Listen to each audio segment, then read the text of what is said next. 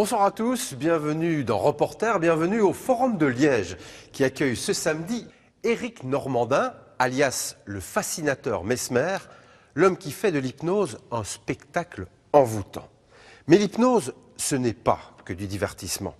De plus en plus, cette technique trouve sa place dans les salles d'opération.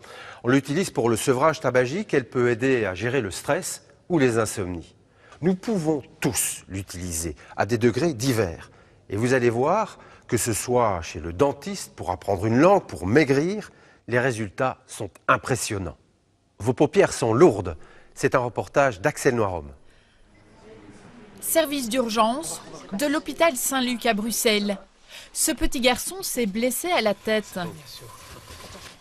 Tu es tombé à l'école, c'est ça? Une entaille qu'il faut recoudre. L'intervention va se faire sous hypnose. Attends, je vais bien regarder, ouais. Hein, on va devoir mettre un point de suture pour rapprocher les deux côtés, d'accord?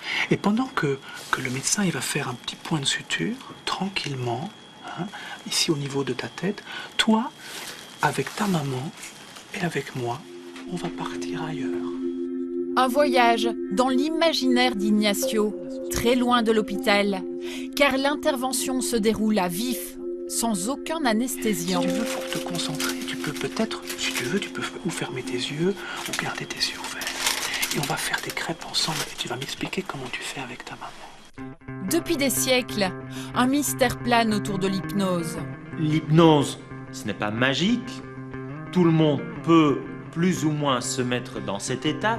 Sur scène, le fascinateur Mesmer en fait un spectacle intrigant. Je n'ai pas de don, j'utilise la science. Une science disponible à tous. Grâce à l'hypnose, la peur du dentiste peut disparaître. Ils ne sont pas vraiment conscients qu'ils sont en train de se faire soigner les dents. Aujourd'hui, l'hypnose peut aussi aider à maigrir. On va pas manger 10 assiettes de frites parce que de toute façon, la 5e frite, on en a marre, quoi. On n'a plus envie. Elle prépare même les plus grands champions. Elle m'a permis d'aller devant 6000 supporters anglais, tous contre moi, confiants. Mesdames, messieurs, je vous souhaite la bienvenue dans mon univers intemporel. Je n'ai pas de don, j'utilise la science. Nous allons littéralement transgresser les règles du temps. Sur scène, il diffuse mystère et fascination. Il est devenu le maître de l'hypnose. De plus en plus collés, de plus en plus soudés, vos mains se collent dans cette position. Le temps d'un spectacle, la voix de Mesmer devient un guide. Très vite, certains sujets se laissent glisser volontairement dans un autre monde. Asseyez-vous, placez les mains sur vos cuisses et vous allez voir, ça va se séparer d'ici quelques minutes, OK? Nous avons voulu comprendre l'expérience Mesmer, ce qui se cache derrière son regard hypnotique. Et quelques minutes avant de monter sur scène, c'est le fascinateur lui-même qui nous livre les premières clés. Si vous êtes en mesure de rêver, vous êtes en mesure de vivre l'hypnose. La connexion qui va s'établir entre le sujet et l'hypnotiseur, on va aller chercher un taux de réussite de 15 15 des gens qui sont assez sensibles pour vivre l'expérience de l'hypnose rapide. Alors, on est tous bons à l'hypnose. On va dans cet état altéré de conscience à tous les nuits. Lorsqu'on s'endort la nuit, on rentre dans ces niveaux d'inconscience ou au niveau alpha, par exemple, et on peut tous arriver à le faire. Et faut-il y croire pour pouvoir le vivre? Absolument pas. Absolument pas. Disons que ça va aider parce que les barrières ne sont plus là. Si la personne y croit et qu'elle a envie de le faire, c'est plus facile. Mais j'ai souvent des sceptiques, moi, qui montent sur scène ou qui vivent l'expérience en thérapie, par exemple, et qui vont vivre l'expérience de l'hypnose. Et par la suite, ces gens deviennent des ambassadeurs parce qu'ils l'ont vécu. Ils étaient les pires sceptiques et maintenant, ils y croient parce qu'ils l'ont vu, ils l'ont vécu, ils ont pu expérimenter et ils vont pouvoir en parler par la suite. D'un simple geste, en à peine quelques secondes, les plus réceptifs déconnectent du monde. Pourquoi est-ce que vous devez toujours avoir un contact physique? Ça, c'est mon secret, ça. Non, mais c'est d'une PNL. On parlait de programmation neurolinguistique. Alors, quand je touche à une personne en disant un mot, par exemple, c'est une programmation. Et au final, je n'ai plus besoin de dire le mot, seulement que le mouvement va faire en sorte de provoquer le phénomène que j'ai besoin. Dans son show, Mesmer suggère à ses volontaires des scénarios loufoques. Ils redeviennent enfants. Et vous pleurez maintenant comme un bébé pour la première fois de votre vie. Allez, vous pleurez. Une belle ligne droite. Ils se mettent à chasser le mammouth. On va leur faire peur, ils vont se sauver. On avance en criant. Les barrières tombent. Ceux qui montent sur scène n'en reviennent pas. Il est capable tout seul, il est capable tout seul. OK. C'est hallucinant parce qu'on est tous, enfin je sais pas, tous, c'est drôle, c'est une drôle de sensation. Et on a vraiment envie de lutter, mais on ne saurait pas. On ne saurait pas. C'est plus fort que vous. Oui, on ne sait pas, on ne sait pas. Je me sentais plus libre, j'osais plus faire les choses. Parce que j'avais pas le choix en soi. Et voilà. Il est là, ton bébé, il est là. Être là sans avoir l'impression d'y être. Une prestation qui intrigue, bien entendu. De retour dans la salle, les sujets de l'expérience sont scrutés, analysés, comme Stéphane qui vient tout juste de vivre un accouchement sur scène. Je ne fais pas partie de l'équipe.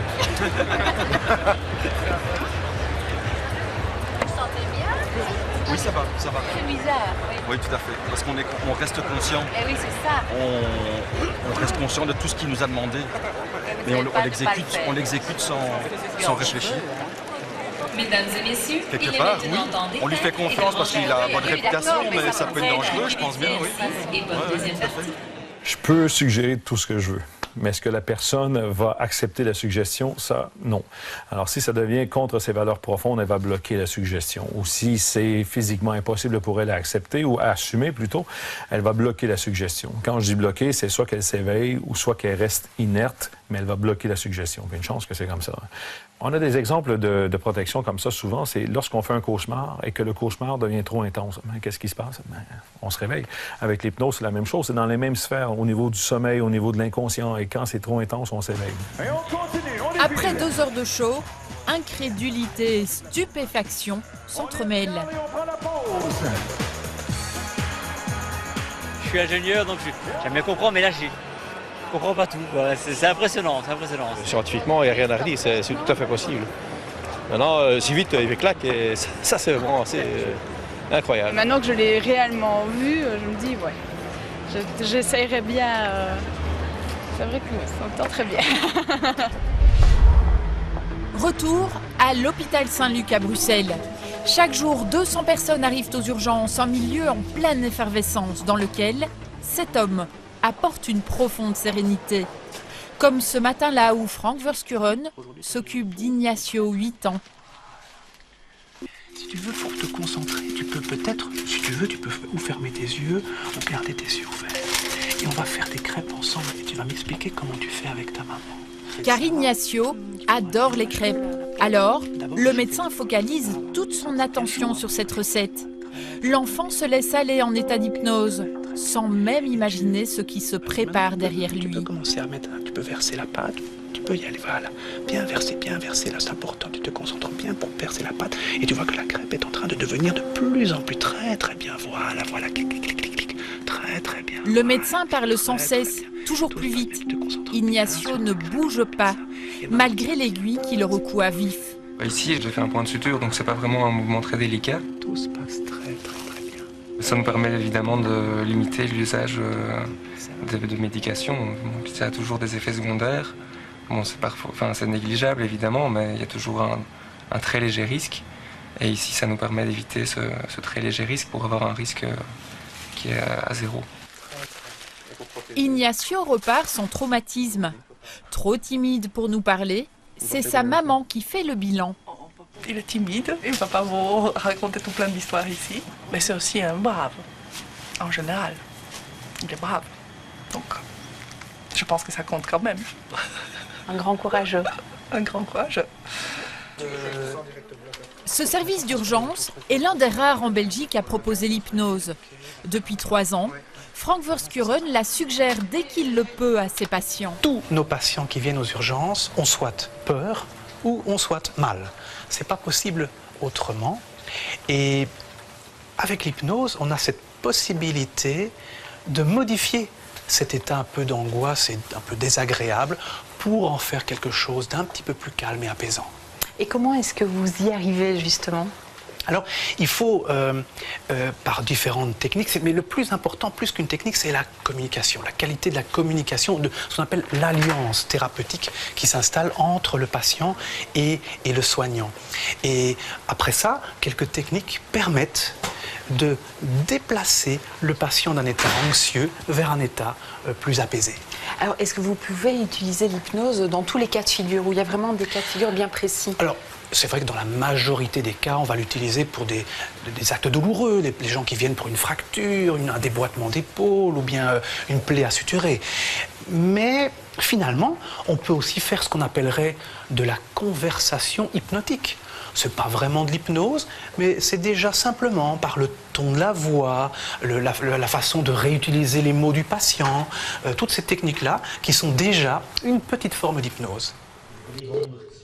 L'hypnose est un état modifié de conscience, une ressource que nous possédons tous. Pour nous en parler, l'un des plus grands spécialistes mondiaux du cerveau. Ce n'est pas magique, tout le monde peut plus ou moins se mettre dans cet état. On le fait d'ailleurs souvent, je dirais, sans se rendre compte. Parfois, on rentre chez nous en voiture, soudainement on est arrivé, on était aussi dans un sorte d'état second, on est sur pilote automatique. C'est un état d'absorption qui est comparable à l'hypnose. Parfois on est en train de lire un livre, on est tellement absorbé. Donc oui, on peut le pousser plus ou moins dans cette direction et être aidé par l'hypnothérapeute. Pour mieux comprendre ce qui se passe réellement dans notre cerveau en état d'hypnose, regardez bien ces représentations saisissantes.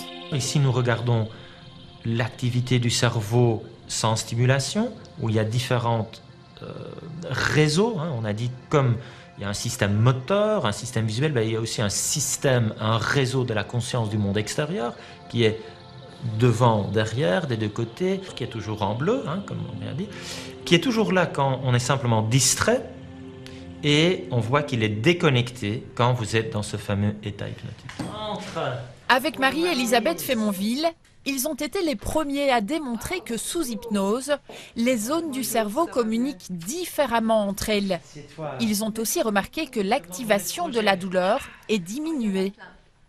Sous hypnosédation, donc en chirurgie, les gens arrivent à avoir des sensations d'inconfort, de douleur nettement moindres que si on faisait ça uniquement avec l'anesthésie locale et un peu de médicaments. Et c'est pour ça qu'on a investigué après l'hypnose, comment l'information douleur est travaillée au niveau du cerveau. Le cerveau, en hypnose, reçoit cette information douleur autrement et connecte autrement les différentes régions qui interviennent dans les différentes composantes de la douleur. Pour Inès Castelli, l'hypnose s'est révélée dans un tout autre domaine. Elle a induit chez elle une véritable métamorphose dans un lieu surprenant, sa cuisine. Tous ces produits, avant, vous ne les consommiez pas autant? Je ne les consommais pas du tout. Donc j'étais quelqu'un qui n'aimait pas du tout les légumes, qui n'aimait pas l'eau. Et donc voilà, j'ai appris à découvrir la saveur de ces légumes et de ces fruits d'ailleurs. L'hypnose a changé son rapport à la nourriture. Elle peut manger de tout, mais sans grignoter. C'est vraiment un dialogue intérieur qui on traite avec la faim en disant bon ben ok, il suffit que la faim elle dure 20 minutes donc il suffit de passer ces 20 minutes et d'orienter son attention vers autre chose pour qu'elle disparaisse. Et surtout, prendre le temps de manger, s'asseoir et déguster avec les sens, prendre conscience de l'aliment. On se rend compte qu'effectivement tout le plaisir est avant. Une fois qu'il est avalé, c'est terminé. Et donc de ce fait-là, on a beaucoup moins envie de manger également. Parce qu'on profite plus de l'aliment? On profite, on mâche, et donc voilà, il y a tous vos sens qui sont éveillés, que ce soit visuel, que ce soit gustatif, que ce soit l'odorat. Donc il y a vraiment tous les sens qui sont éveillés, et à ce moment-là, qui vous apportent cette satiété, et on a beaucoup moins faim. Cette discipline, Inès l'a apprise ici lors de cet atelier, et en quelques heures seulement. Personne n'aime perdre. On est ici pour gagner. Alors, qu'est-ce que vous voulez gagner? Le trou de ceinture. Voilà, de la légèreté, tout à fait. Parce que l'inconscient, il se stresse quand il a l'idée de perdre. Même si pour votre conscient, c'est perdre quelque chose de négatif. En réalité, non. Pour votre À la base, Inès ne recherchait aucun effet pour elle-même. Visualisez une image de vous en mouvement avec plus de légèreté. Maintenant. Elle voulait avant tout apprendre l'hypnose pour aider ses patients en psychothérapie. Le régime plaisir m'a beaucoup interpellée. Et donc voilà, c'était pour avoir un complément, pour pouvoir aider mes patients à mieux gérer leur faim. Avec ce régime, pas de restriction ni de privation. L'auto-hypnose permet une autorégulation. Petit à petit, effectivement, le fait de se concentrer sur qu'est-ce que j'ai envie vraiment de manger, qu'est-ce qui me donne faim, alors ça commence à changer. Pour finir, moi j'ai des patientes qui n'aimaient pas les légumes, soi-disant, avant mes ateliers, puis qui se mettent à adorer les légumes. Et jamais je leur dis de manger des légumes, hein, ou des fruits. Jamais, je ne leur donne aucune règle. Et c'est le corps, comme un bébé, il sait ce qu'il a besoin pour son corps. Il a des appétences, comme on dit. Donc il va choisir, je veux effectivement une banane, je veux du poisson.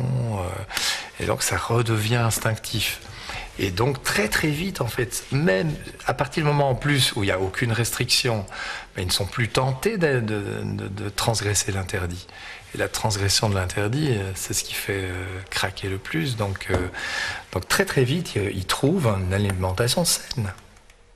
Il y a 30 ans, l'hypnose avait déjà délivré Anne de la cigarette. J'avais un travail dans une agence de pub, je faisais des paquets de cigarettes et j'en avais devant moi et j'ai jamais recommencé à fumer, quoi. Jamais l'envie? Même pas l'envie. Même plutôt le dégoût est resté. Grâce à l'hypnose? Oui. 30 ans plus tard, elle retrouve l'hypnose pour gérer son poids. Et vous aviez essayé d'autres régimes avant? Tout. Expliquez-nous. Tout. J'ai perdu sûrement 100 kilos dans ma vie, hein, que j'ai repris, que j'ai reperdu. Maintenant, je sais quand j'ai faim et je sais quand j'ai plus faim. Je sais quand ce que je mange ne me fait plus plaisir, c'est que j'ai atteint le seuil de satiété, quoi. Au lieu de me dire, c'est pas possible, il faut que je finisse mon assiette, il faut que je finisse la casserole, il faut... Non, maintenant je me dis, en fait, j'ai plus faim, je m'arrête. En 2 mois, elle a perdu 7 kilos. Mais l'hypnose va encore plus loin. Ce boxeur l'a utilisé sur le ring. Il est devenu champion d'Europe. Comment cette pratique améliore-t-elle les performances? Pourquoi permet-elle d'avoir moins peur chez le dentiste ou d'apprendre une langue étrangère? Reporter revient dans un instant. La pratique de l'hypnose est encore souvent jugée trop peu professionnelle par certains. Pourtant, ces champs d'application se multiplient dans des milieux parfois très inattendus. Comme sur ce ring, où le boxeur Ermanno Figatelli a utilisé l'hypnose pour préparer le combat le plus important de sa carrière, celui du titre de champion d'Europe. Son coach a combattu Mohamed Ali sur le ring en 79. Aujourd'hui, Ermanno Figatelli a raccroché les gants. Mais la boxe l'a emmené au top niveau, avec une alliée discrète mais redoutable. Bien bouger, 1, 2, extra, bien bouger le buzz. 1, 2, 3, 4. Ok. Dites-moi, Ermanno, l'hypnose a eu un rôle vraiment important pour ce titre de champion d'Europe? Elle m'a permis d'aller devant 6000 supporters anglais, tous contre moi, confiant. Je suis allé confiant, je les ai même pas entendus. Un isolement mental qui l'a conduit au titre européen. Mais ces gestes vifs, rapides, précis et puissants sont-ils vraiment compatibles avec la pratique de l'hypnose? L'hypnose n'est pas du tout une technique de détente. On n'aide pas la personne à se relâcher. On peut rester avec des tensions ou même dans des conditions qui sont tout à fait inconfortables. Alors, soit on va travailler pour que plus les supporters se manifestent, plus ça booste la force et la puissance et l'agressivité, une agressivité intelligente du boxeur. Ou alors travailler sur le fait que le boxeur soit vraiment dans sa bulle et tout à fait isolé. Ermanno Fegatili a participé à 36 combats professionnels. Son titre de champion d'Europe face au Britannique Foster, il l'a donc préparé sous auto-hypnose et dans les moindres détails. Je me laisse avancer maintenant un peu plus dans le temps et c'est la pesée. Et là, tout se passe magnifiquement bien. J'ai le poids qu'il faut. Exactement ce que j'ai prévu car je me suis alimentée pour prendre uniquement ce qui donne la force. Je me sens rafraîchie. Cette pratique a permis à son potentiel de se révéler. Un complément de taille à la préparation physique et tactique du Liégeois. Ici, il y a vraiment deux objectifs. C'est être plus confiant et moins stressé le jour du combat. Parce que si on n'est pas stressé, on a notre potentialité au maximum. Si l'entraînement à côté doit être optimal. Généralement, beaucoup de boxeurs sont très bien entraînés, très en forme. Ils arrivent là, ils perdent tous leurs moyens parce qu'ils n'ont plus ils ont beaucoup trop de stress, ils sont un peu surmenés. Et c'est ce qu'on essaye d'éviter avec ça. Le stress, on le ressent aussi régulièrement dans la salle d'attente du dentiste. Et qu'est-ce qui les effraie le plus en général? Des machines. Les machines. Ouais, des bruits comme ça. Mais ici, la dentiste n'a rien d'effrayant. Comment ça va, Maïlé? Et toi? Ça va, je ne connais pas. Tu me présentes ton frère? L'accueil se fait dès l'arrivée. Et bonjour, monsieur. Bonjour. L'accueil compte énormément parce qu'il y a des parents qui ont déjà une transe négative par rapport au dentiste et ça se transmet souvent à l'enfant. Donc l'accueil est très très important. Elle est déjà contente de me voir parce qu'elle me connaît bien, mais le petit frère, c'est la toute première fois. Donc on va réussir à rétablir une relation de confiance. J'ai évité le mot « essayer ». On va réussir. Pendant cette consultation, l'hypnose est très loin de l'image ésotérique que certains s'en font. C'est tout simplement une forme de communication thérapeutique. On va dire que tu as ici un tableau noir imaginaire ou une feuille et toi tu as un crayon imaginaire, un crayon magique et tu me dessines ici une princesse. Tu veux bien? Un ton, un rythme de voix, une attitude adoptée pendant toute la durée des soins qui a permis à Maëlie, 6 ans, de vaincre la peur bleue qu'elle avait du dentiste. On va choisir un petit cadeau dans ma boîte magique.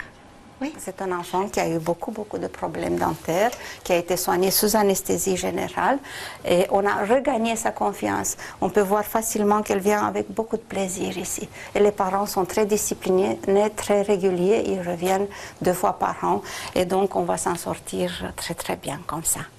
Parce qu'elle nous fait confiance maintenant, elle est plutôt contente de venir. Et on va chercher la boîte magique maintenant. Vient le tour de son petit frère Théo. Je m'occupe de Théo, de ton frère. Et pour lui, pas question de se laisser faire. Confortablement. Dès l'arrivée dans le fauteuil, l'imaginaire de Théo est sollicité. 2 roues ou 3 roues, le vélo. Les instruments du dentiste deviennent objets de narration. Ah, on est sur le vélo. Pendant que la dentiste réalise un plombage, Théo crée un vélo dans sa tête. Je vais mettre la roue à droite et la roue à gauche. Des soins dentaires sous hypnose qui permettent aussi de réduire notamment les nausées, les gonflements et les saignements. Il y a d'autres atouts également à cette pratique? C'est pour le dentiste un autre atout parce qu'on est beaucoup moins fatigué de travailler en harmonie avec nos patients. Une harmonie qui est précisément enseignée ici. Nous sommes au CHU de Liège.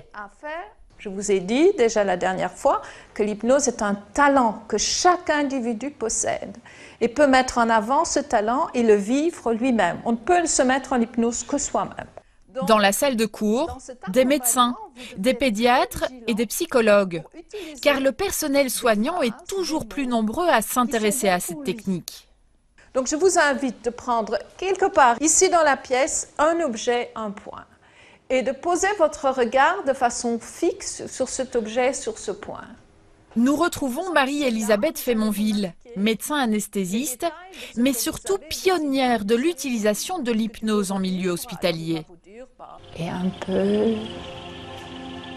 comme après un moment passé dans un environnement de vacances, on revient enrichi. On peut ainsi retrouver cela chaque fois que c'est utile pour vous-même. Cette psychologue en formation est venue chercher un nouvel outil pour utiliser auprès de ses patients.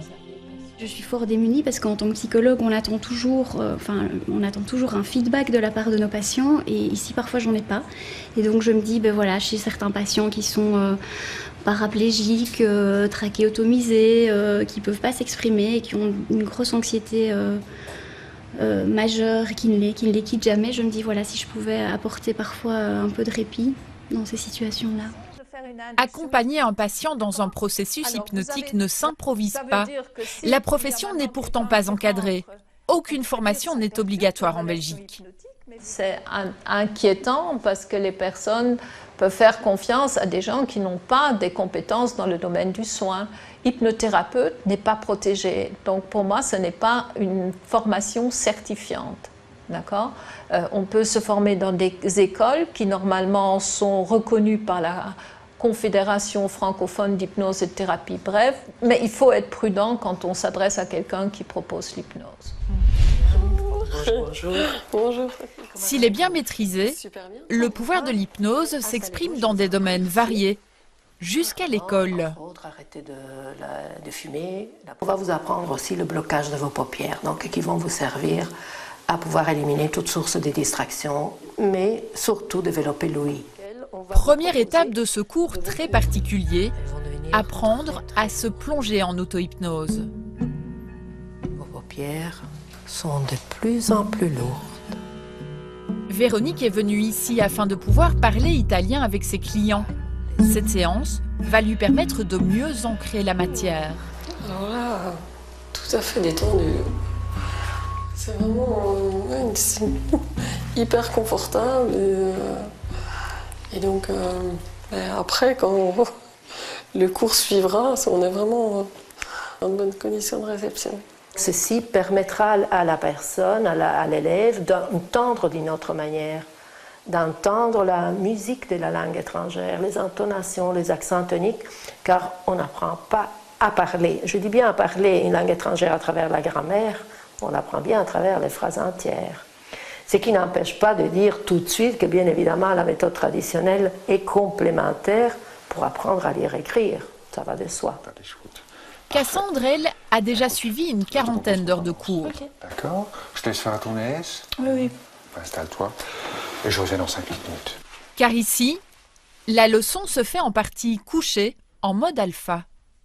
Alors l'état alpha, c'est un état par lequel nous passons tous juste avant de nous endormir, en fait. Et c'est un état dans lequel notre cerveau, on va dire, est plus efficace pour enregistrer, pour apprendre et tout.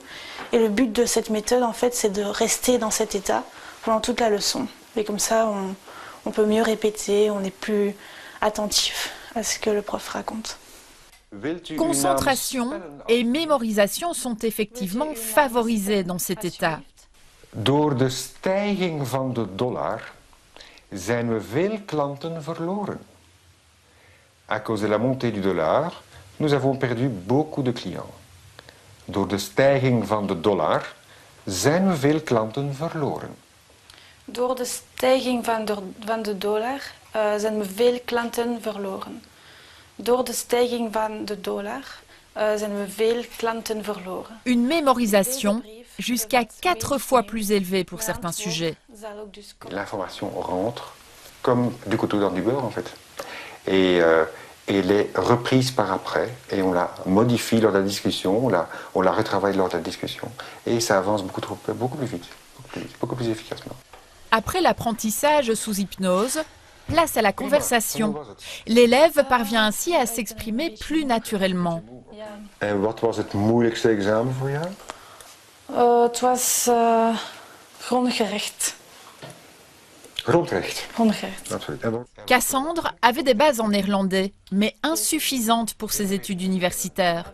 Aujourd'hui, elle a renoué avec la langue grâce à l'hypnose, elle qui était pourtant bien sceptique. J'y croyais pas tellement et puis il faut vraiment essayer, il faut jouer le jeu pendant les 5 premières séances et après on voit vraiment les progrès venir et ça vaut le coup. Franchement ça vaut le coup pour... Bon après, moi j'avais besoin que ce soit rapide et efficace parce que j'avais besoin du néerlandais et rapidement pour ma 2e année de droit.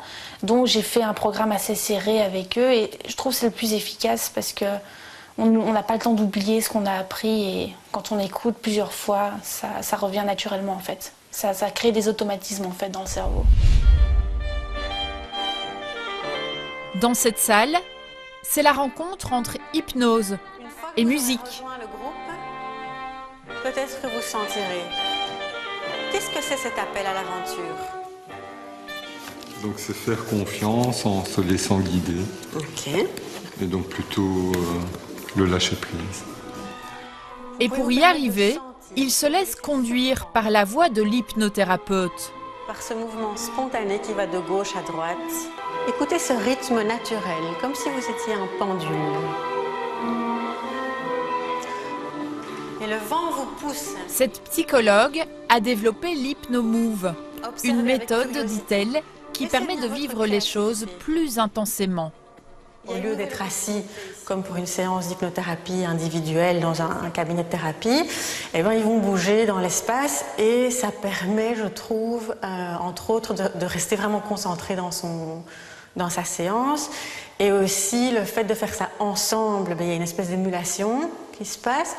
Et puis, le mouvement permet de rester vraiment dans son aventure, quoi. Après un voyage au cœur de cet état modifié de conscience, l'hypnose nous a montré qu'elle n'est ni une pratique magique, ni une solution à tous les maux, mais un outil qui peut aider à évoluer. La science apportera d'autres réponses pour ouvrir les champs d'application de l'hypnose thérapeutique et peut-être vraiment comprendre comment nos pensées, nos perceptions peuvent être ainsi modifiées.